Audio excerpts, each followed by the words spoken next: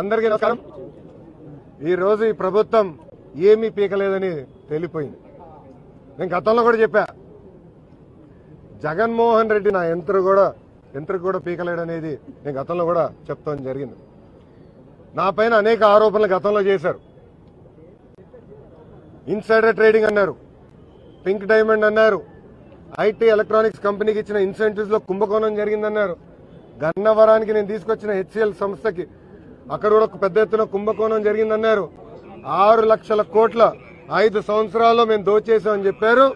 ఇప్పుడు చివరిగా Covid case 188 పెట్టి కోర్టుకి తీసుకొచ్చింది ఈ ప్రభుత్వం। ప్రజలందరూ ఒక్కసారి ఆలోచించాలా, ఆంధ్ర రాష్ట్రంలో అంబేద్కర్ గారి రాజ్యాంగం అమలు అవట్లేదు, రాజారెడ్డి రాజ్యాంగం అమలవుతుంది। ఇప్పటికీ 55 మంది తెలుగుదేశం పార్టీ నాయకుల పైన కేసులు పెడతాం జరిగింది। మేమందరం ఇక్కడ ఉన్నాం, మీ ముందరే ఉన్నాం, ఆ 55లో మేము కూడా ఉన్నాం। కానీ ఒక్క కేసు నిరూపించే పరిస్థితులు లేదు ఈ ప్రభుత్వం। ఆంధ్ర రాష్ట్ర వ్యాప్తంగా దాదాపు 4000 మంది తెలుగుదేశం పార్టీ కార్యకర్తల పైన దొంగ కేసులు పెట్టింది ఈ ప్రభుత్వం। మేమైపోయాం, తర్వాత ఏకంగా ప్రజల పైన పడ్డారు ఈ ప్రభుత్వం। మనం చూసాం, కోవిడ్ అప్పుడు పీపీఈ కిట్ ఇవ్వట్లేదని డాక్టర్ సుధాకర్ గారు నర్సీపట్నంలో పెద్ద ఎత్తున పోరాడినందుకు అతన్ని సస్పెండ్ చేసి పిచ్చోడి కింద చిత్రీకరించి మానసికంగా ఇబ్బంది పెట్టి అతనికి గుండెపోటు వచ్చే విధంగా చేసింది ఈ ప్రభుత్వం। ఇంకో పక్కన పుంగనూరులో ఓం ప్రతాప్ అనే కుర్రోడు ఈ ప్రభుత్వం కల్తీ మద్యం అమ్ముతున్నారు అని సోషల్ మీడియాలో ఒక పోస్ట్ పెట్టినందుకు అతి కిరాతకంగా అతన్ని చంపేస్తాం జరిగింది। అదేవిధంగా చీరాల్లో ఇంకో దళిత కుర్రోడు కిషోర్ కోవిడ్ సమయంలో మాస్క్ వేసుకోలేదని నడి వీధిలో అతి దారుణంగా అతను కొట్టి చంపేసింది ఈ ప్రభుత్వం।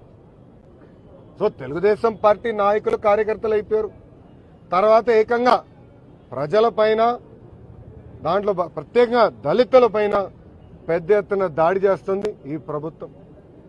ఈరోజు ఆంధ్ర రాష్ట్ర ప్రజలందరూ ఒక భయంలో బతుకుతున్నారు।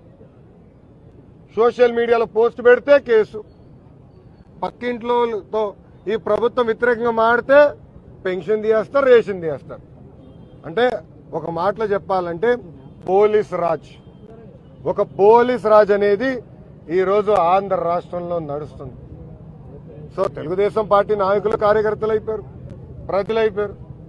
ఇప్పుడు ప్రత్యేకంగా వాళ్ళ సొంత కార్యకర్తల్ని చంపేసి అది యాక్సిడెంట్లో చనిపోయిన విధంగా చిత్రీకరిస్తుంది ఈ ప్రభుత్వం।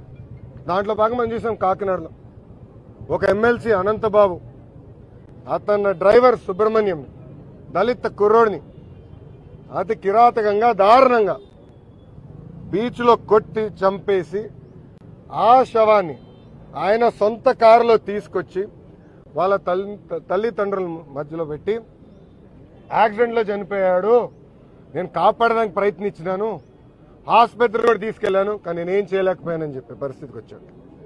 వాళ్ళ తల్లిదండ్రులు ఆ క్షమను చూసి గాయాలే లేవే, యాక్సిడెంట్ అవుతే రక్తం ఉంటుంది, లేదా తల పగులుతుంది, ఏదో గాయాలు ఉంటాయి, అరే గాయాలే లేవే, ఏమైంది అసలు అని అడిగితే ఎమ్మెల్సీ పారిపోయే పరిస్థితి। దాని తర్వాత గత 72 గంటలుగా అతను అనేక పెళ్లికి వెళ్ళాడు, పబ్లిక్ ప్రోగ్రామ్స్ లో పాల్గొన్నాడు, కానీ పోలీసులు దొరకట్లేదు। అంటే ఒక వైకాపా ఎమ్మెల్సీ వాళ్ళ సొంత కార్యకర్త డ్రైవర్ని అతి కిరాతకంగా కొట్టి చంపేస్తే ఆ కుటుంబానికి న్యాయం చేసే పరిస్థితులు లేడు ఈ జగన్మోహన్ రెడ్డి। అంటే తెలుగుదేశం పార్టీ నాయకులు కార్యకర్తలు అయిపోయారు, ప్రజలు అయిపోయారు, ఇప్పుడు సొంత నాయకులు కార్యకర్తల పైన దాడి చేస్తుంది ఈ ప్రభుత్వం। అంటే ఎవరో ఏ వ్యక్తి అయినా ఈ ప్రభుత్వం వ్యతిరేకంగా మాట్లాడినా, లేదంటే ఈ ప్రభుత్వం చేస్తున్న తప్పుడు బయటకు ఎక్స్పోజ్ చేయాలనుకున్నా వాళ్ళపైన దాడి చేసి అతి దారుణంగా చంపేసే పరిస్థితికి వచ్చారు। ఇంకెన్నాళ్ళని సాగుతుంది? ఇప్పటికీ నా పైన 14 కేసులు పెట్టారు, ఏం పీకారు మీరు? నేను అడుగుతున్నా స్వీట్గా, ఏం పీకారు?